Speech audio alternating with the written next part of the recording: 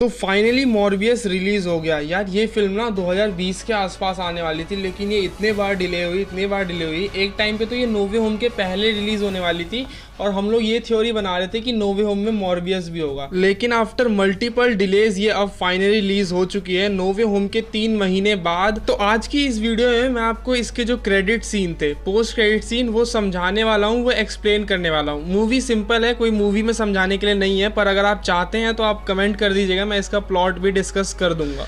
तो यार एक्चुअल में अगर देखा जाए तो ये दोनों ही जो पोस्ट क्रेडिट सीन थे ये मिड क्रेडिट सीन थे, क्योंकि क्रेडिट्स के बाद कोई सीन था ही नहीं। तो बिना टाइम वेस्ट करते हुए चलिए बढ़ते हैं पहले मिड क्रेडिट सीन की तरफ। तो यार ये जो पहला वाला होता है ना, इसमें हमें दिखाया जाता है आसमान में एक मल्टीवर्सल पोर्टल, और ये बिल्कुल आइडेंटिकल होता है नो वे होम के डॉक्टर स्ट्रेंज वाले की तरह। उसके बाद हमें जेल की सेल में अचानक से एड्रियन टॉम्स अपना वल्चर दिखाई देता है, जो कि पहले थोड़ा शॉक होता है, लेकिन बाद में वो एक फनी लाइन बोलता है कि यहाँ तो चलो खाना अच्छा ही मिलता होगा, और वो किस हालत में वहाँ आया होता है ये आप मूवी में देख लेना। उसके बाद हमें अचानक से एक न्यूज़ दिखाई जाती है जिसमें बोला जाता है कि कैसे वो अचानक से वहाँ उस जेल की सेल में आ गया और इस पे जो है कार्रवाई होगी कोर्ट में, और एज्यूम करते हैं कि कोई उनको उसके खिलाफ एविडेंस नहीं मिले होंगे तो उसे छोड़ दिया जाता है। तो बाद में हमें ये दिखाया जाता है ये पुलिस वाले खुद इसे छोड़ने जाते हैं रिस्पेक्ट से, और यहाँ पे ये पहला पोस्ट क्रेडिट सीन एंड होता है, जो कि हमें बताना चाहता है कि अपने MCU वाले मेन यूनिवर्स से वल्चर जो है अब यहाँ आ गया है इस मॉर्बियस वाले यूनिवर्स में। अब कहने को ये कह सकते हैं कि जो डॉक्टर स्ट्रेंज का स्पेल था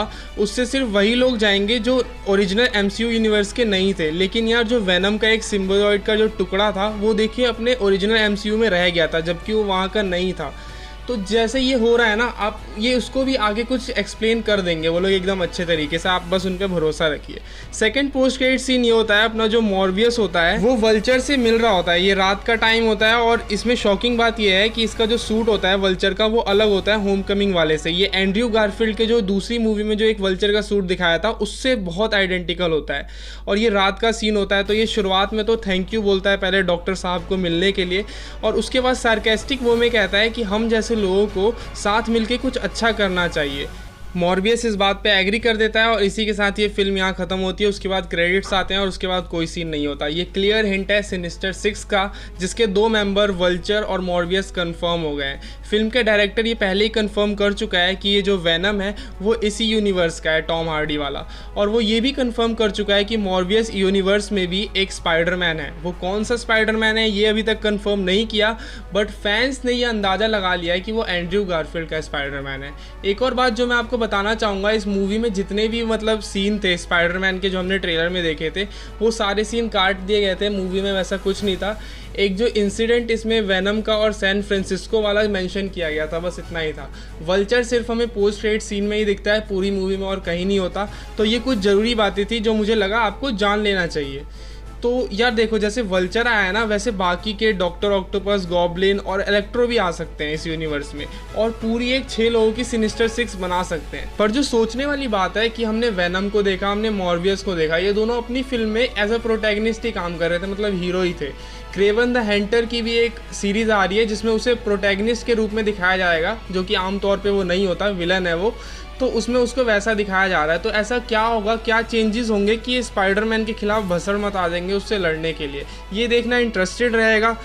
चलो वीडियो एंड करते करते एक बात मैं अपने तरफ से कह दे रहा हूँ, इस यूनिवर्स का स्पाइडरमैन एंड्रयू गारफील्ड है। वो कितना ही मना करे, वो आगे आपको स्पाइडरमैन के रूप में दिखने वाला है, क्योंकि यार उसको एलियन से लड़ाई करनी है। हालांकि वो जल्दी नहीं दिखेगा, क्योंकि वो जो एलियन वाला एंगल है अभी वो मार्वल टॉम हॉलैंड को दिखाना चाहता है, तो शायद इसमें टाइम लगे, लेकिन एंड्रयू गारफील्ड हमें दिखेगा जरूर। एक थ्योरी मेरी और है कि ये जो सिनिस्टर 6 है ये स्पाइडरमैन से नहीं लड़ेगी, स्पाइडरमैन के साथ मिलके किसी एक बड़े खतरे से लड़ेंगी। लेकिन फिर ये थोड़ी सुनने में अजीब लग रहा है कि मतलब हीरोज़ का ग्रुप है और उसका नाम सिनिस्टर 6 है, तो चलो यार उसको हीरो 6 कर देते हैं, इतना कोई उसमें दिक्कत नहीं है। लेकिन ये देखने में कितना मज़ा आएगा, सोचो ये सारे मिल के किसी एक बड़े खतरे से लड़ रहे होंगे। ये देखना भी अच्छा होगा कि ये सब कैसे स्पाइडरमैन के खिलाफ हो जाएंगे, इनके साथ ऐसा क्या होगा जो इनको स्पाइडरमैन से लड़ने पे मजबूर कर देगा।